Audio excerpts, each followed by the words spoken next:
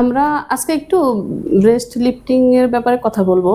আসলে অনেকে ভয় পায় যে ব্রেস্ট লিফটিং করতে গেলে ব্যথা আছে, ব্যথা লাগে, কাটাছেঁড়ার একটা ভয় আছে। আসলে কিন্তু এরকম কিছুই নাই, তো কিছুই হয় না। আমরা আপুর কাছ থেকে একটু জানবো। আপু, আসলে কি ব্যথা হয়? না, আসলে এরকম ব্যথা হয় না। খুবই অল্প টাইমে, হয়তো বা আধা ঘন্টা থেকে 45 মিনিট লাগে। তারপরে মোটামুটি সব প্রসিডিওর কমপ্লিট হয়ে যায় এবং পেশেন্ট এই প্রসিডিওর কমপ্লিটের পরে সুন্দর মতো বাসায় চলে যেতে পারে। আচ্ছা, আমরা যে আজকে তোমার কাজটা করছি, তুমি কি ব্যথা পেয়েছো? না, আমি কোনো ব্যথা পাইনি। আচ্ছা আচ্ছা, রেজাল্ট থেকে তুমি খুশি? হ্যাঁ, আমি খুশি, যথেষ্ট স্যাটিসফাইড আমি। Thank you so much.